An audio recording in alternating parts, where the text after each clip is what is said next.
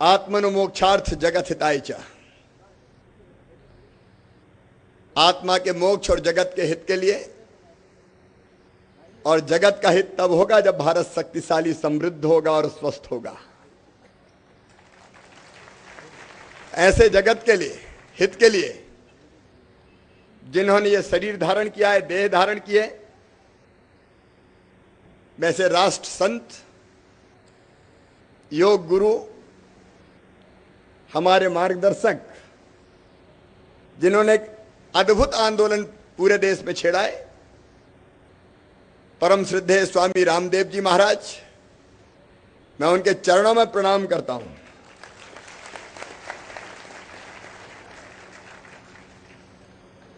सचमुच में भारत बदलेगा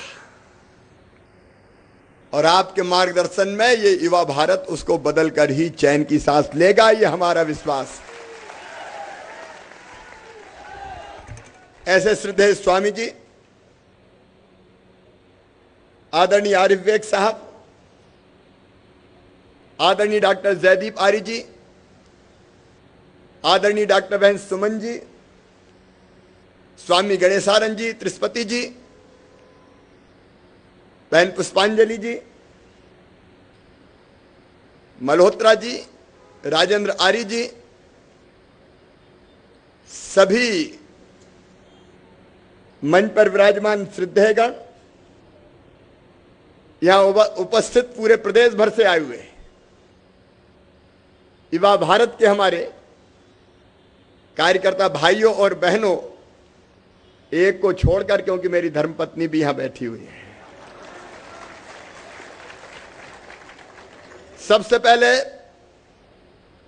मैं मध्य प्रदेश की राजधानी भोपाल में आप सबका हृदय से स्वागत करता हूं, अभिनंदन करता हूं। और आपके अंदर जो उत्साह दिखाई दे रहा है, उमंग दिखाई दे रहा है,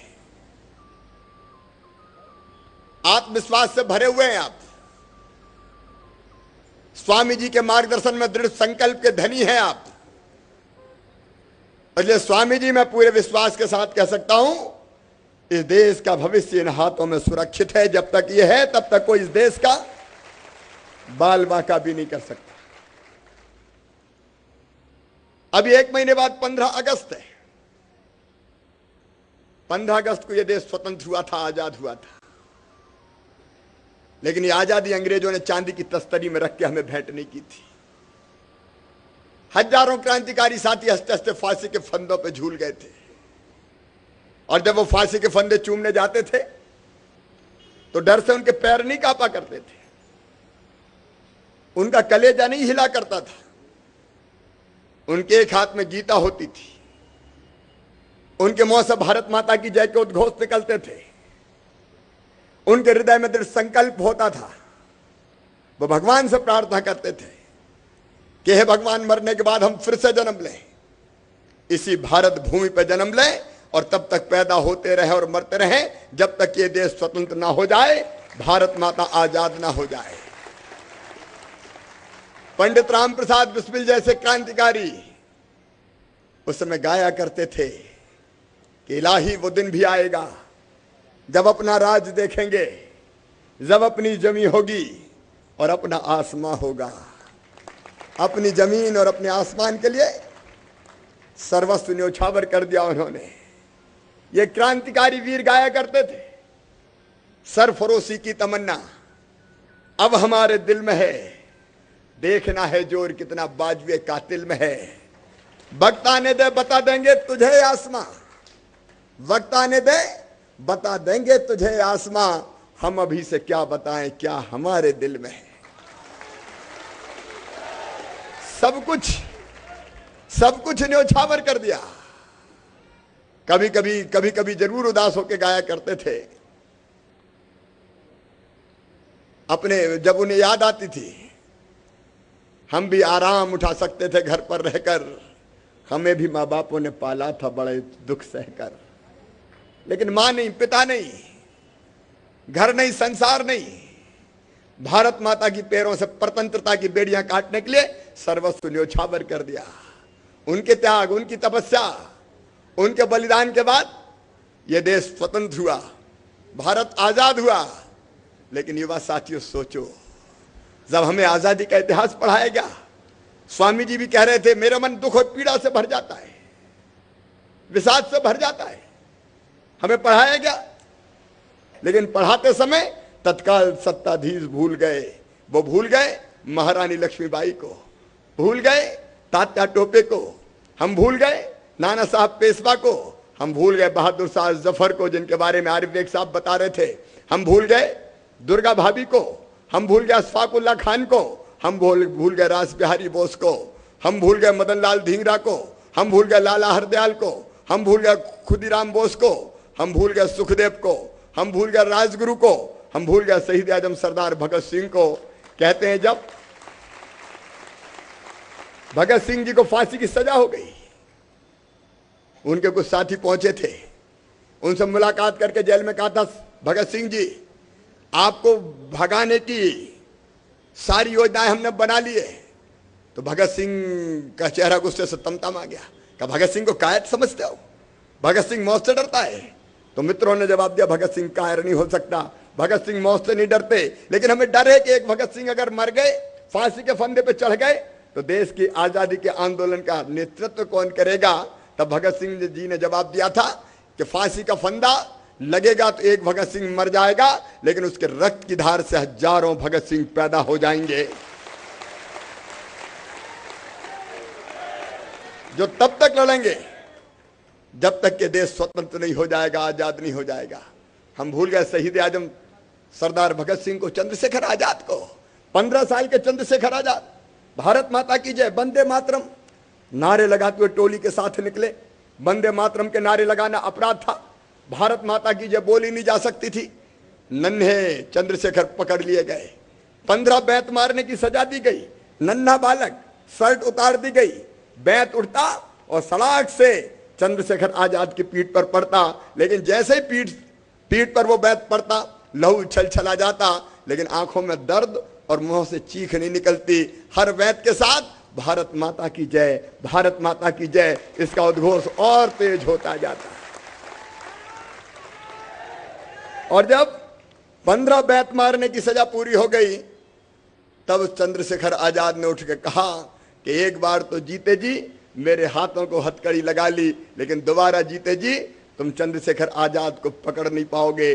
दुश्मन की गोलियों का हम सामना करेंगे, आजाद ही जिए हैं, आजाद ही मरेंगे। और दुनिया जानती है, एक साथी की गद्दारी के कारण इलाहाबाद के एल्फ्रेड पार्क में जब घिर गए, पहले तो सामना करते रहे, मारते रहे, लेकिन जब अंतिम गोली बची तो अपनी कनपट्टी पर लगाकर, माउजर जो उनकी पिस्तौल थी, अपनी कनपट्टी पर लगाकर ट्रिगर दबा दिया। और दबाने के पहले भारत की माटी उठा के उनने ये कहा, माँ मुझे माफ कर देना, मैं तेरी इतनी ही सेवा कर सका। कितनों ने कुर्बानियां दी। क्या हम भूल जाएंगे नेताजी सुभाष चंद्र बोस को, जिनने कहा था तुम मुझे खून दो मैं तुम्हें आजादी दूंगा? क्या हम भूल जाएंगे स्वतंत्र वीर सावरकर को? मन में पीड़ा और दर्द होता है। अरे उनकी समाधि पे एक दिया भी नहीं, उनकी समाधि पे एक दिया भी नहीं, जिनकी लहू से मिली थी आजादी वतन, और जगमगा रहे हैं मकबरे उनके जो बेचा करते थे शहीदों के कफन। मैं जब देखता हूं तो मेरे मन में तो बड़ी तकलीफ होती है। कैसा भारत है ये, कैसा भारत है? इस भारत में भगवान राम के पुत्र लब द्वारा बसाया हुआ लाहौर कहां है? पंचनद का प्यारा पंजाब केवल 2 नदियों का पंजाब बन के रह गया। कहां है रावी, कहां है सतलज, कहां है झेलम, कहां है ब्यास, और कहां है वो सिंधु नदी जिसके किनारे कभी हिंदू सभ्यता और संस्कृति विकसित हुई थी? कहां है तक्षशिला विश्वविद्यालय, जहां आचार्य चाणक्य ने चंद्रगुप्त को शिक्षा देने का काम किया था?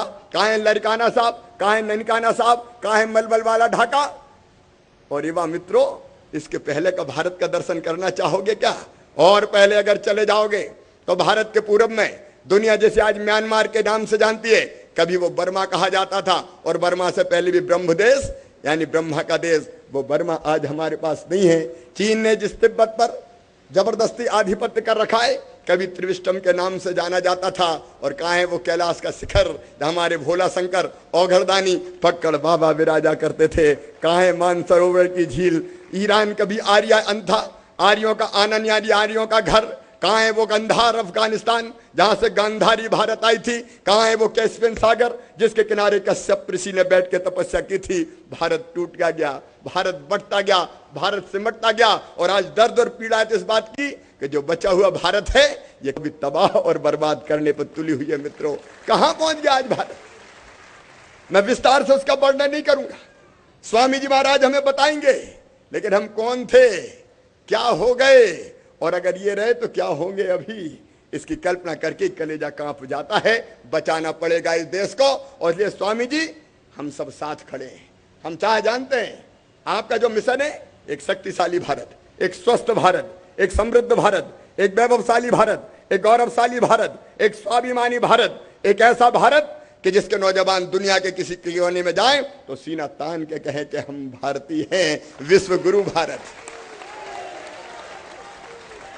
अरे हमारा वो भारत जिसने दुनिया को ज्ञान का प्रकाश दिया था, कहीं खो गया है वो भारत। उस भारत को फिर से स्थापित करना है, उस भारत का फिर से निर्माण करना है, उस भारत को फिर से बनाना है। और इसलिए आज आप सब मित्रों से मैं कहना चाहता हूं, शिवराज सिंह चौहान जैसे कार्यकर्ता सत्ता के स्वर्ण सिंहासन पे विराजमान होने के लिए नहीं है। बहनों और भाइयों, एक तड़प है, एक ललक है, एक जज्बा है, एक जिद है, एक जुनून है ऐसा भारत बनाने की। और मध्य प्रदेश के मुख्यमंत्री के नाते मध्य प्रदेश का विकास करके वैसे भारत के निर्माण में अपना योगदान देने का विनम्र प्रयास किया है। कहां से कहां मध्य प्रदेश को पहुंचा दिया था। यह मध्य प्रदेश पिछड़ा राज्य, बीमारू राज्य, 50 साल तक इस मध्य प्रदेश में शासन किया। गड्ढों में सड़क है कि सड़क में गड्ढा है कि गड्ढम गड्ढा है, यही पता नहीं चलता था। 50 साल की सड़कें। स्वामी जी एक बार में स्वामी चिन्मयानंद जी के साथ जब वो गृह राज्य मंत्री हुआ करते थे, उनके साथ दिल्ली से चला, मुझे जाना था बालाघाट जिले में, कार्यक्रम था राजनीतिक। हम लोग हवाई जहाज से उतरे वायुयान से नागपुर में उतरने के बाद हम गाड़ी में बैठे, बालाघाट की तरफ बढ़े। चलते चलते 1 घंटा हो गया।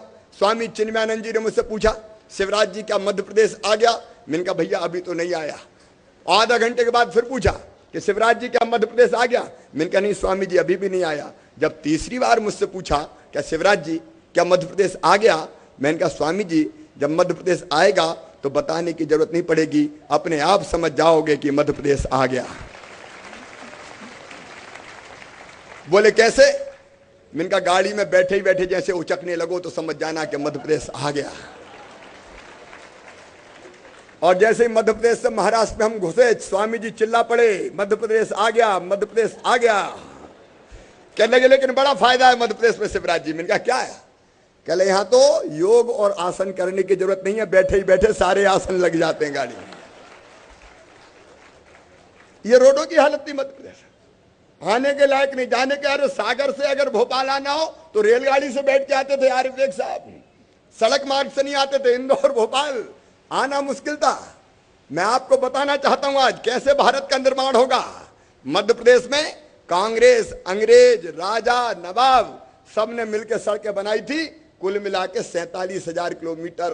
राजा, नवाब, अंग्रेज सब मिला के, और इन 7 सालों में अकेले हमने बनाई है 90,000 किलोमीटर सड़कें। बहन और भाई,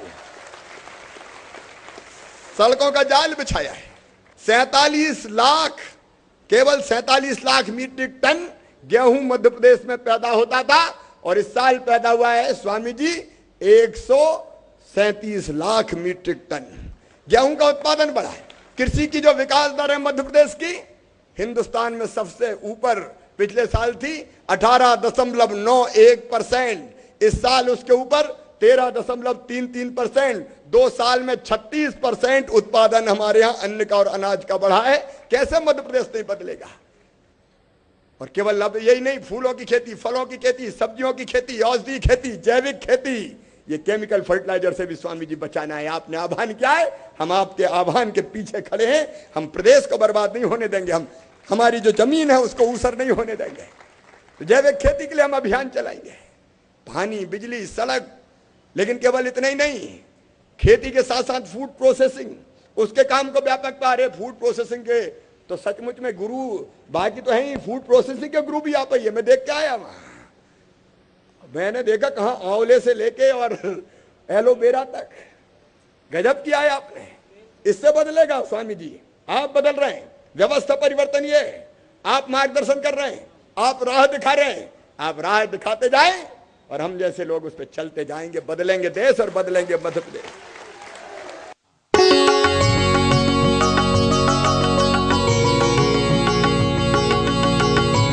भारतीय जनता पार्टी की सरकार देगी और हमने तय कर दिया 25 लाख तक का लोन चाहिए, गारंटी सरकार देगी। सरकार, और गारंटी का मतलब अगर ये बच्चे वापस नहीं कर पाए तो हम पैसा वापस करेंगे। जब बैंकों को पैसा वापसी की गारंटी मिल जाएगी तो क्यों नहीं देंगे। कई लोगों ने मुझे डराया, मत करो ये लड़के खा पी के भग जाएंगे, पता नहीं क्या होगा, पूरा खजाना क्या गारंटी में ही दे दोगे। मैंने कहा नहीं, हमारे बच्चे प्रतिभाशाली हैं, इनमें से कोई ऐसा नहीं है जो पैसा खा के भागना चाहे। कौन ऐसा चाहेगा कि एक बार 2-4 महीने में पैसा उड़ा के चला जाए। हर एक ये चाहेगा कि उसका काम धंधा शुरू हो जाए तो उसकी जिंदगी का भी आगे का रास्ता साफ हो जाएगा और बाल बच्चों का भविष्य भी बन जाएगा। कोई पैसा खा के नहीं भागेगा। युवा मित्रों, कोई खा के भागेगा तो नहीं ना पैसा। ये विश्वास है हमारे नौजवानों पे। अरे मुख्यमंत्री ऐसा हो जो नौजवानों पर भरोसा रखे, विश्वास रखे, और तुम्हारे हाथों से मैं पूरे मध्य प्रदेश को बदलवाने का काम करूंगा। तुम्हारे हाथों से, अपनी आंखों के सामने। यह असंभव नहीं है, यह होगा, यह संभव है। और इसलिए हम केवल लोन नहीं देंगे, हम काउंसलिंग भी करेंगे, हम ट्रेनिंग देने का भी काम करेंगे। कच्चे माल की उपलब्धता कितनी है, मार्केट और बाजार कहां मिलेगा, और हमारे पास बाकी तो एक्सपर्ट्स जो होंगे उनसे लेंगे ही मार्गदर्शन। स्वामी जी महाराज बैठे हैं, ये भी हमें रास्ता बताएंगे, ये भी हमें तरीका बताएंगे। मेरा सपना है सचमुच गांव गांव में लघु और कुटीर उद्योगों का जाल बिछा देना। आमदनी बढ़ानी पड़ेगी, देखिए आमदनी बढ़ानी पड़ेगी, जीवन स्तर उठाना पड़ेगा लोगों का। और हमारे नौजवान अपने अपने काम धंधे से जब ठीक से लगेंगे तब मध्य प्रदेश का निर्माण होगा, तब मध्य प्रदेश बनेगा। और अगले आने वाले 5 साल में ये सपना भी पूरा करके दिखाएंगे, आपके सहयोग से, आपके सहयोग से पूरा करके दिखाएंगे। बदलना है। स्वामी जी और अजब अजब बातें हो रही थी। मेरे यहाँ भोपाल में मेरे गांव के बच्चे मुझसे मिलने आए तो मैंने पूछा आए क्यों हो। बोले भाई साहब बाल कटाने आए थे तो सोचा आपसे भी मिल चले। अब मैं आश्चर्यचकित कि बाल कटाने भोपाल क्यों आए। अपने गांव का नाई भैया था, उसका क्या हुआ। कह लगे साहब वहां मजा नहीं आता, वो ओल्ड मॉडल का हो गया है। पेटी लेके घूमता है, फट्टा बिछा के कहता बैठ जाओ, और उस तरह निकालता है, कहता आ जाओ बना दूं। तो कह लगे वैसे आनंद नहीं आता, हम स्टाइलिश बाल बनवाना चाहते हैं, इसलिए हेयर कटिंग सैलून में आते हैं। मुझे चिंता हुई कि ऐसे तो हमारे नाई भाई बेकार हो जाएंगे। हमने नाई भाइयों की पंचायत बुलाई, फैन जो नाई भाई हमारे, और मैंने उनसे पूछा भाई बताओ करें क्या। कहने लगे भाई साहब हमसे कोई कटवाते नहीं है, 2 काम कर दो। हमने कहा क्या।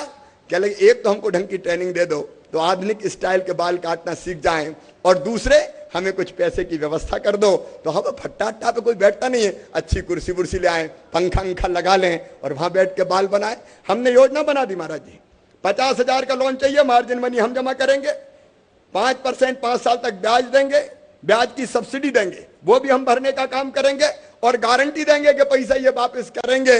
50,000 रुपए से ज्यादा चाहिए शहरों में तो उसकी भी व्यवस्था करने का काम किया है। और उसके कारण अब वो ले रहे हैं पैसा। गांव गांव में अब उनके हेयर कटिंग सैलून खुलेंगे, नौजवान आएंगे तो फट्टे पर नहीं बैठेंगे, कुर्सी पे बैठेंगे, कुर्सी में एक बटन होगा, बटन दबाएंगे तो कुर्सी थोड़ी पीछे हो जाएगी, फिर आराम से हजामत बनवाएंगे। धन्ना पन्ना लल्लू हमारे बेरोजगार तो नहीं होंगे स्वामी जी। और एक काम और कर रहे हैं, जो हमारी बहनें नाई के घर जो उनकी पत्नी है बहन हमारी, उससे कहेंगे बहना तू वो क्या फेशियल का काम सीख ले, क्योंकि गांव गांव में फेशियल की जरूरत है। आज दुल्हन को सजाना है, बाकी काम करना है, तो हमारे नाई बेरोजगार नहीं। ऐसे ही मैंने स्वामी जी बढ़ई, लोहार, कुम्हार, सुनार, मोची, बांस का काम करने वाले बसोड़ भाई सबकी पंचायतें बनाई और ये योजना सबके लिए लागू कर दी। मध्य प्रदेश के कारीगरों को बेकार नहीं होने देंगे, बेकार नहीं होने देंगे, इनका काम धंधा नहीं छिलने देंगे। जरूरत है, ये बदलना पड़ेगा, नहीं ये बेकार होकर कहां जाएंगे। और तो और स्वामी जी हमने वो जिनको अंग्रेज कहते थे क्रिमिनल ट्राइब्स, पारदी, कंजर, नट, कालबेलिया, अलग अलग 51 बाबन जाते, अरे क्या लगा आतन अपराधी है। हमने कहा इनकी जिंदगी बदलना है, इनकी पंचायत हमने बुलाई और पंचायत बुला के उनके कल्याण की सारी योजनाएं बनाने का हमने काम किया है। बदलेंगे यार, वो भी तो इंसान है, वो भी तो हमारे भाई बहन है। क्या जिंदगी के भर वो नरक में पड़े रहेंगे, वो पूछना चाहता हूं। उनकी जिंदगी भी बदलना है। एक सिकलीगर जाती है, वो बहुत कलाकार है, अच्छे हथियार बनाती है, अभी हथियार बनाती वो अवैध बेचती, कट्टे बना के बेच देती। मैंने कहा भाई ये काम छोड़ो, कह लगा हाथों में कला है हमारे, दूसरा काम दिलवा दो, हम वो करना शुरू कर देंगे, नहीं मिलेगा तो ये तो करेंगे ही। मैं परिवर्तन की बात करूं कि कैसे परिवर्तन लाया जा सकता है, इस परिवर्तन को लाने के काम में हम लगे हैं। स्किल डेवलपमेंट मिशन, हुनर सिखाओ, काम सिखाओ। शिक्षा का जहां तक सवाल है, स्वामी जी महाराज जो आप कह रहे हैं शिक्षा बदले बिना काम नहीं चलेगा, मैं शिक्षा की विस्तार से व्याख्या नहीं करना चाहता। जो उस जमाने की, अंग्रेजों के जमाने की शिक्षा पद्धति मेघालय की आज तक चल रही है, लेकिन शिक्षा अगर बदलना है तो नैतिक शिक्षा, आध्यात्मिक शिक्षा, मूल्यों की शिक्षा और योग की शिक्षा। योग की शिक्षा की बात तो मैं बहुत पहले कर चुका हूं और कुछ अंशों में लागू भी कर चुके हैं, लेकिन युवा भारत के मित्रों, अब ये पूरी योग शिक्षा मध्य प्रदेश की धरती पर सबसे पहले लागू की जाएगी स्वामी जी के निर्देश। हमको आने वाली पीढ़ी बदलना, उसके विचार बदलना, उसका व्यक्तित्व बनाना है। समस्याओं का समाधान अगर कोई है तो व्यक्ति का निर्माण है। चरित्रवान, ईमानदार, कर्मठ, देशभक्त, परिश्रमी, केवल अपने लिए नहीं देश और समाज के लिए जीने वाले लोग तैयार करना है। और वो लोग तैयार होंगे योग शिक्षा से और नैतिक शिक्षा के माध्यम से। स्वामी जी से मैंने एक बार उद्बोधन सुना था, भारतीय भाषाओं की बात कर रहे थे, मेरे मन में बैठ गई बात। मध्य प्रदेश के लोग नौजवान बैठे गांव में, आज भी हिंदी में पढ़ते हैं, सरकारी स्कूलों में पढ़ते हैं। आज भी इस मध्य प्रदेश की धरती पर 2% से ज्यादा लोग अंग्रेजी नहीं जानते, ये सच्चाई है। लेकिन बाकी सारी पढ़ाई अंग्रेजी में। गरीबों के बेटा बेटी कैसे आगे बढ़ेंगे? स्वामी जी ने बताया, मैं विस्तार से नहीं जाना चाहता, विस्तार में नहीं जाना चाहता। मध्य प्रदेश में सबसे पहले हिंदी विश्वविद्यालय प्रारंभ हो गया है। गरीबों के बेटे, आम आदमी के बेटे और बेटियां भी बड़े पदों पर पहुंचे, उसका अभियान इसके माध्यम से चलेगा। बदलना है पूरा प्रदेश, और इसलिए शिक्षा को बदलना है, व्यवस्था को बदलना है।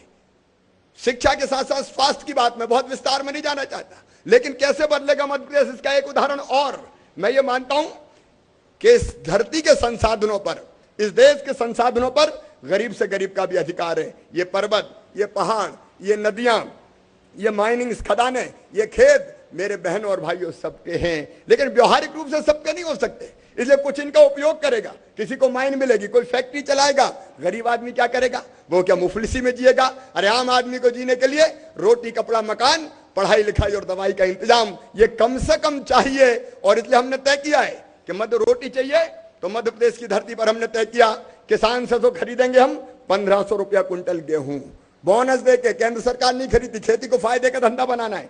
1500 रुपया कुंटल गेहूं खरीदेंगे, 0% ब्याज पे कर्जा देंगे, फायदे का धंधा खेती बन रही है। लेकिन गरीब को 1 रुपया किलो गेहूं खाने दिया जाएगा। 1500 खरीद के 1 रुपया किलो। कई लोगों ने बड़ी हाय तो वो मचाई। प्रोग्रेसिव लोग क्या कर रहे हैं? मुख्यमंत्री टैक्स पेयर का पैसा गरीबों में बांट रहे। मैंने कहा हमारा तो लक्ष्य है 1 दिन की मजदूरी में महीने भर का राशन आ जाए। 1 दिन की मजदूरी में महीने भर का राशन। तो लोगों का 29 दिन की मजदूरी का क्या करेंगे? हम का बर्तन खरीदेंगे, कपड़े खरीदेंगे, बच्चों को पढ़ाएंगे, रेडियो खरीदेंगे, पैसा बच गया तो टेलीविजन भी खरीद लेंगे। अरे उनके बच्चों को भी जीने का हक है, उन्हें भी मुस्कुराने का अधिकार है। वो केवल श्रम की भट्टी में पिसने के लिए पैदा नहीं हुए। ये अफवाह है क्या? अरे उनका हक है खदानों पे, उनका हक है खेतों पे। वो हक हम दे रहे हैं, टैक्स पेयर से हम पैसा ले रहे हैं और गरीबों तक पैसा पहुंचाने का काम कर रहे हैं। इसलिए सस्ती रोटी, 1 रुपया किलो गेहूं, 2 रुपया किलो चावल और 1 रुपया किलो आयोडाइड नमक देने का काम मध्य प्रदेश की धरती पर हम कर रहे हैं। केवल इतना ही नहीं, गरीब से गरीब जो आदमी है, जो बीपीएल फैमिलीज है, उनको रोटी तो दे ही रहे हैं। उसके साथ साथ ये मध्य प्रदेश ऐसा राज्य, आप तो रोग मुक्त कर दो स्वामी जी। हमने बजट में प्रावधान किया है, निःशुल्क दवाइयां देंगे, लेकिन इस विश्वास के साथ कि आने वाले कुछ सालों के बाद एलोपैथिक दवाई की जरूरत ही नहीं पड़ेगी, जरूरत ही नहीं पड़ेगी। योग से निरोग भारत, रोग मुक्त भारत का जन्म होगा। लेकिन गरीबों की जितनी बुनियादी, मेरी बहनों को मैं बताना चाहता हूं, बचपन से मैंने गांव में देखा था, मजदूर बहन भी बेटा बेटी को अगर जन्म देती थी तो हफ्ते भर भी आराम नहीं कर पाती थी और अपनी फटी साड़ी का टुकड़ा अपने माथे पे बांध के उसको खेतों में मजदूरी करने जाना पड़ता था। दिन दिन भर मजदूरी करती थी। बेटा बेटी को या तो घर में छोड़ती थी या खेत की मेड़ पर रख देती थी। दिन दिन भर मजदूरी करती थी, तब जाके पेट भरने लायक अन्न उनको मिलता था। और मैं तब से ये सोचता था कि हे भगवान, वो दिन कब आएगा कि जब इस बहन को भी बेटा बेटी को जन्म देने के बाद 1 आध महीने का आराम मिल जाए। और मेरी बहनों, वो दिन आ गया। हमने तय कर दिया कि अगर हमारी मजदूर बहन बेटा बेटी को जन्म देगी तो तो 1.5 महीने की मजदूरी बिना काम किए उसको सरकारी खजाने से दी जाएगी और कहा जाएगा कि जा बहन 1.5 महीना घर पर रहकर आराम कर। 1.5 महीने की मजदूरी बहन को और 15 दिन की मजदूरी उसके पति को कि भैया तू भी मजदूरी ले और घर पे जा।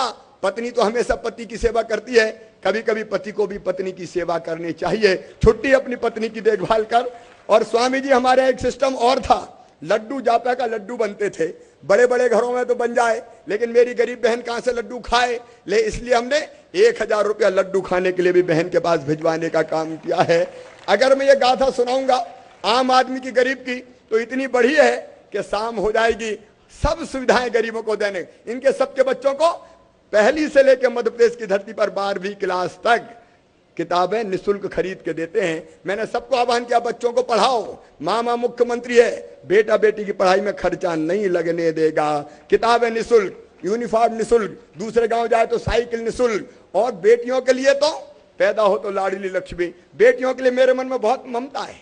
सच में जब बेटी में नाम लेता हूं तो मेरे रोम रोम खड़े हो जाते हैं। और ये इसलिए कि मैंने बेटी के साथ बचपन से अन्याय होते अपने गांव में देखा है। अपने गांव में मां को भेद करते हुए देखा है। बेटा और बेटी दोनों हो तो बेटे से ज्यादा लाड। आप बेटा दूध पी ले, शुद्ध दूध, लिपनिया दूध, पांव तो नहीं दुख रहे, हाथ में तो कुछ नहीं हो गया, और बेटी पानी डाल के काम चल जाएगा। भैया खूब पढ़ेगा, बेटी पढ़े नहीं पढ़े काम चल जाएगा। मां भेदभाव करती है बेटा और बेटी में। मुझे लगता था हे भगवान ये नाइंसाफी क्यों होती है, यह भेदभाव क्यों होता है। और मैं एक जगह भाषण दे रहा था, उस समय छोटा था, सांसद विधायक कुछ नहीं था। मैंने कहा बेटी को आने दो, बेटी के बिना दुनिया नहीं चलेगी। तो एक अम्मा खड़ी हो गई, ऐसे बात कर रहा है बेटी को आने दो, शादी में दहेज के इंतजाम के तू करवाएगा। अब मैं उस समय चुप हो गया, लेकिन बात दिल में चुभ गई। और जब मैं सांसद बना स्वामी जी तो साधना के साथ हमने जितनी हमारी हैसियत थी हमने बेटियों की शादी करना शुरू की अपने क्षेत्र की। लेकिन मुख्यमंत्री बनने के बाद तय कर दिया कि मध्य प्रदेश में हर बेटी की शादी सरकार करने के लिए तैयार है। मुख्यमंत्री कन्यादान योजना, मुख्यमंत्री ने कहा योजना, पैदा हो बेटी तो लाडली लक्ष्मी। 30,000 रुपए के बचत पत्र खरीद के बिटिया के माता पिता के हाथ में दे देते हैं। और उसका फायदा ये कि बेटी 5वीं पास करके 6वीं में जाएगी तो 2000, 8वीं पास करके 9वीं में जाएगी 4000, 10वीं पास करके 11वीं में जाएगी 7,500, 11वीं और 12वीं में 200 रुपया महीना। और जैसे 21 साल की हो जाएगी तो सीधे 1,18,000 रुपया बिटिया को मिल जाएंगे। बेटी लखपति होगी मध्य प्रदेश की धरती पर।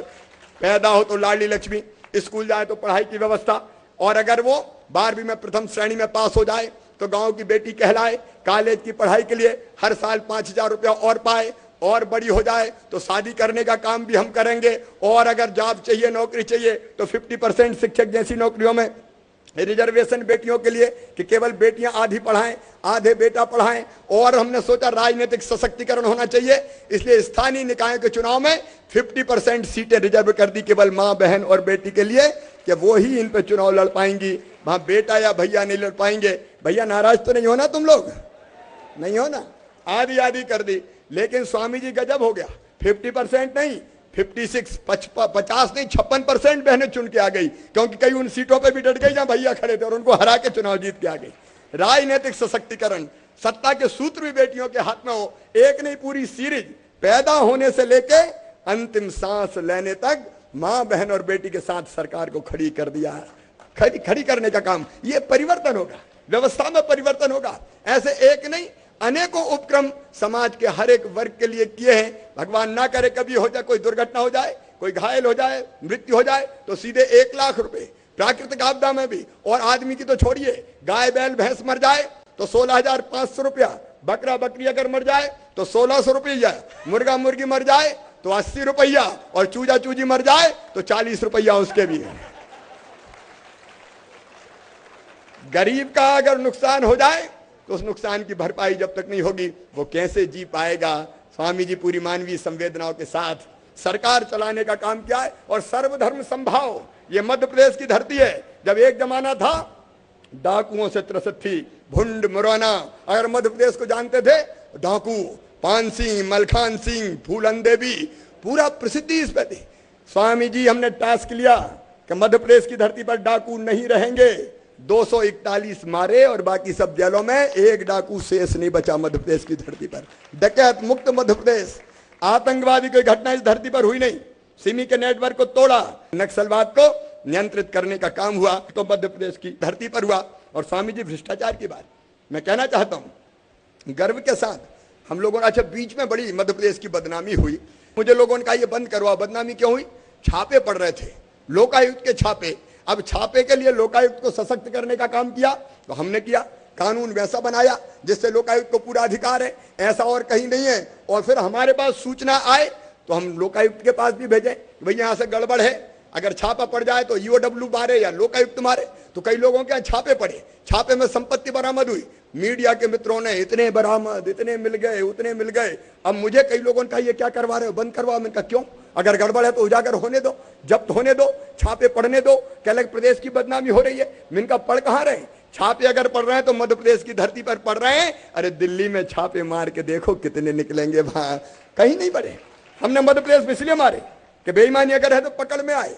हमने पूरी व्यवस्था को, उसके बाद हमने कानून बना दिया कि जो आय से अधिक संपत्ति किसी के पास निकलेगी, लोक सेवक के पास, लोक सेवक में मुख्यमंत्री भी शामिल, मंत्री भी शामिल, अफसर भी शामिल, कर्मचारी भी शामिल, आय से अधिक संपत्ति अगर मिलेगी तो संपत्ति राजसाध सरकार के द्वारा कर ली जाएगी। स्पेशल कोर्ट बना दिए। और मैं युवा भारत के बहनों भाइयों से कहना चाहता हूं, अब तक 6 अधिकारियों की 33 करोड़ रुपए की संपत्ति राजसाध की जा चुकी है। कोई बेईमान मध्य प्रदेश की धरती पर हम छोड़ेंगे नहीं किसी भी हालत में। पूरी व्यवस्था ट्रांसपेरेंट बनाने की कोशिश की। मैनुअल टेंडर होते थे, बाहुबली हावी हो जाते थे, आपस में नेक्सस बन जाता था। हमने कहा ई टेंडरिंग, बिना ई टेंडरिंग के कोई ठेका नहीं होगा। दुनिया में कहीं से बैठ के ऑनलाइन टेंडर कोई डाल दे। ई टेंडरिंग, ई मेजरमेंट, और ठेकेदारों को पेमेंट में बेईमानी होती थी, उसमें पैसे लेन देन का काम होता था। हमने तय कर दिया काम अगर हो गया तो सीधे ई मेजरमेंट के माध्यम से हमारे पास जानकारी आ गई और ऑनलाइन पैसा ठेकेदार के खाते में चला गया। अगर भ्रष्टाचार पूरी तरह से समाप्त करना है तो सारी प्रक्रियाएं ट्रांसपेरेंट करनी पड़ेगी। और प्रक्रियाएं ट्रांसपेरेंट करने के मामले में मध्य प्रदेश हिंदुस्तान में अग्रपात में खड़ा है। बहनों और भाइयों, कोई बेईमान यहाँ छोड़ा नहीं जाएगा।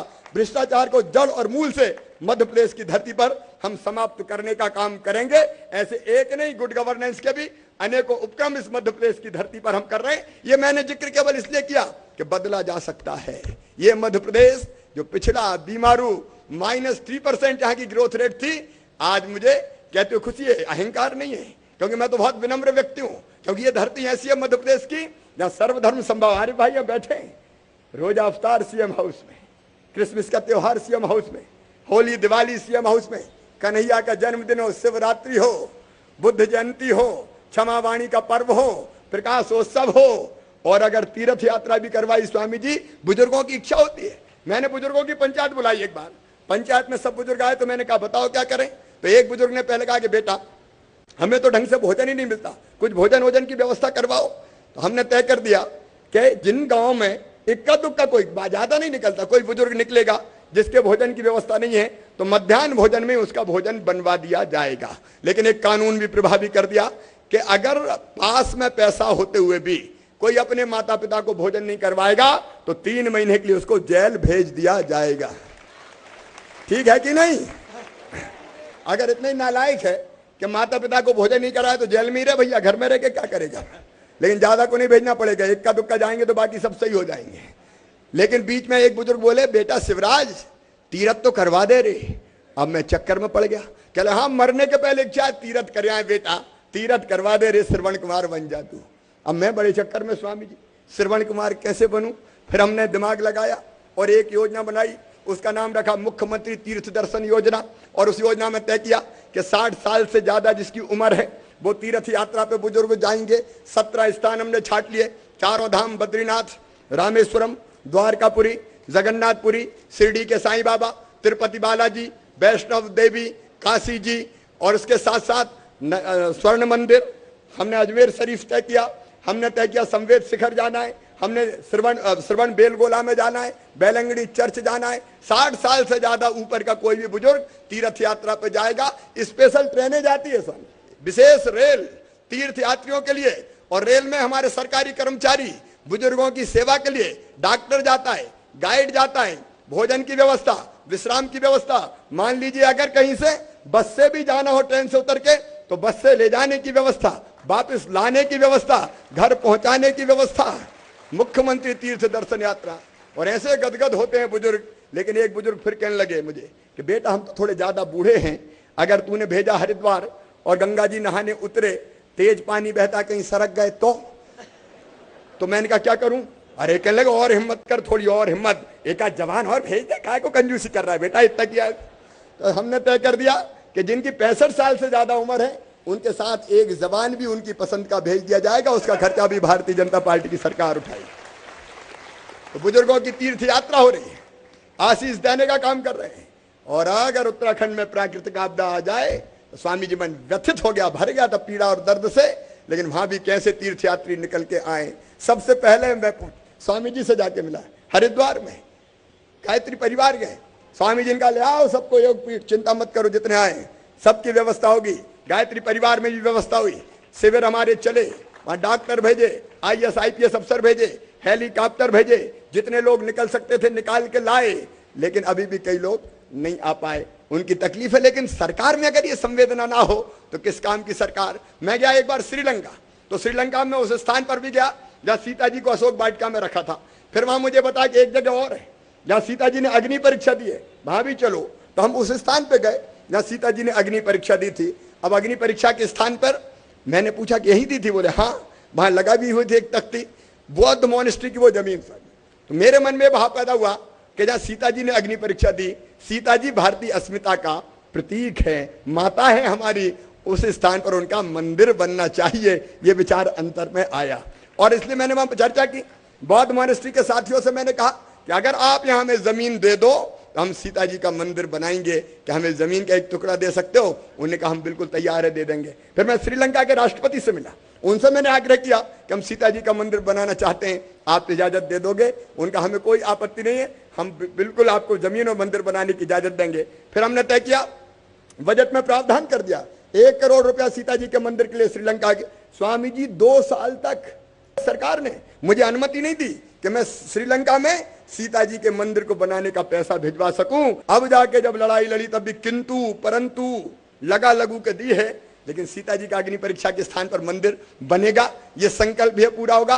वहां उन्होंने कहा कि सांची, जहां से बौद्ध धर्म श्रीलंका में गया, सम्राट अशोक के बेटे सम्राट महेंद्र और संघमित्रा बौद्ध धर्म को लेके गए थे, वहां उनका वहां एक बुद्धिस्ट यूनिवर्सिटी बन जाए। तो श्रीलंका में बनेगा सीता जी का मंदिर, बुद्धिस्ट यूनिवर्सिटी सांची में बनेगी, और वेग साहब हज हाउस भोपाल की धरती पर बनाने का काम किया है। तो भारतीय जनता पार्टी की सरकार ने किया है सर्वधर्म संभाव, सब सर्वधर्म। बचपन से ही हम तो गाते रहे हैं, बचपन से कि सबको एकम सद विप्रा बहुधा बदंती, बचपन से गाते रहे। वो सर्वधर्म संभाव के दृश्य भी है, इस मध्य प्रदेश की धरती पर है। और ये कहते हुए मेरे मन में अहंकार नहीं है, ये तो जो वास्तविकता है, जो बदला जा सकता है, वो मैंने संक्षेप में बताने की कोशिश की है। एक नहीं ऐसे अनेकों काम मध्य प्रदेश में किए हैं और आज मैं आत्मविश्वास से भरा हूं बहनों और भाइयों। और मुझे पूरा विश्वास है आने वाले 5 साल में मध्य प्रदेश को हिंदुस्तान के नंबर 1 के राज्य में बराबर ले जाके खड़ा कर दूंगा। ये पिछड़ा नहीं रहेगा, ये बीमारू नहीं रहेगा, ये गरीब नहीं रहेगा। क्यों गरीबी को गले से लगाएंगे, क्यों दरिद्रता को सीने से चिपकाएंगे? आज हम भले 1 रुपया किलो गेहूं दे रहे हैं, लेकिन कल ऐसी स्थिति लाएंगे कि मध्य प्रदेश का हर नागरिक की परचेजिंग पावर ऐसी होगी कि शान से दुकान पे जाएगा और खरीद के लेके आएगा। बदल देंगे मध्य प्रदेश और इसी से बदलेगा अपना देश, ये भारत बदलेगा। दुनिया की कोई ताकत रोक नहीं सकती।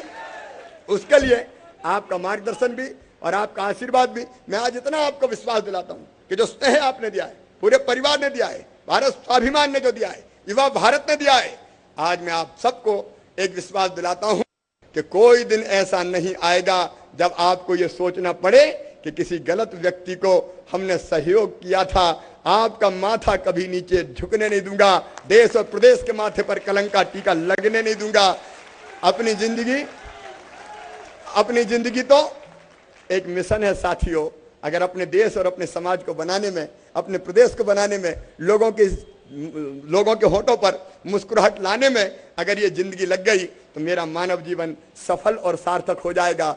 सत्ता का स्वर्ण सिंहासन नहीं चाहिए और मुख्यमंत्री रह के भी 1 मिनट चैन की सांस नहीं ली। मेरी धर्मपत्नी भी यहाँ बैठी है, 18 घंटे से कम, और आप भी गवाह हैं, 18 घंटे से कभी कम काम नहीं किया होगा। दिन और रात एक ही धुन, एक ही जुनून, एक ही जज्बा। और जनता का सही में मैं जहां जाता हूं सबसे पहले आप में से भी कई जानते उतर के मैं वहां जाता हूं जहां आम जनता खड़ी रहती है, हर एक से हाथ मिलाता हूं, लोगों को गले लगाता हूं, बच्चों के सिर पे हाथ रखता हूं, उनकी समस्याएं पूछता हूं। सुरक्षा वाले कहते करते क्या हो, भीड़ में हर कहीं घुस जाते हो, इससे तो आपकी जिंदगी को भी खतरा हो सकता है।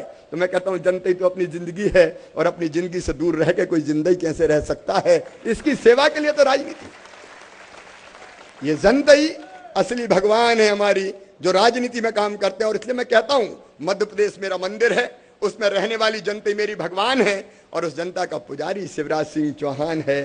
स्वामी जी आपका आशीर्वाद मिला है, आपका मार्गदर्शन भी मिलता रहे, आपका आशीर्वाद हमारा हौसला बढ़ाए। और केवल वही नहीं, आपने जो सिखा दिया है भ्रामरी से लेके अनुलोम विलोम से लेके भस्त्रिका कपाल भांति, अब इसके कारण क्षमता भी बढ़ रही है।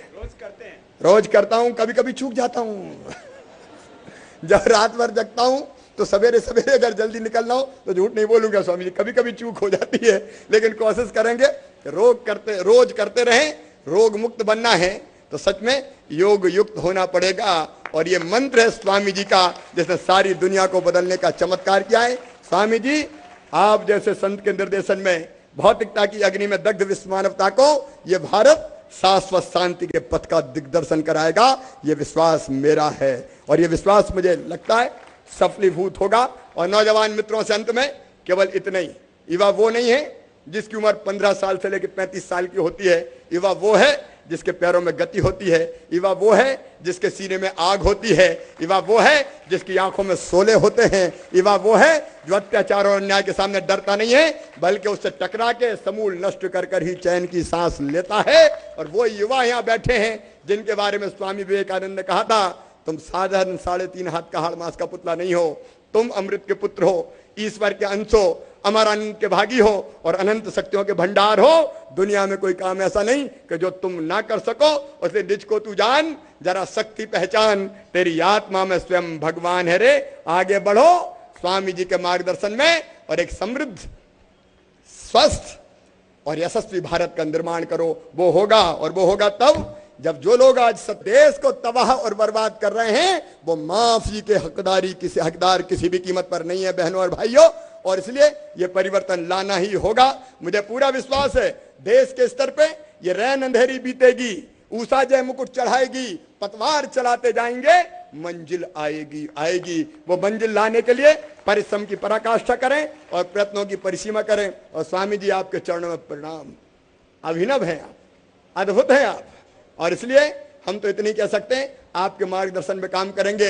लेकिन वो पंक्तियां मुझे फिर याद आ रही है कि सेनानी करो प्रयाण अब है, भावी इतिहास तुम्हारा है, ये नकत माँ के बुझते हैं, सारा आकाश तुम्हारा है। भारत माता की जय।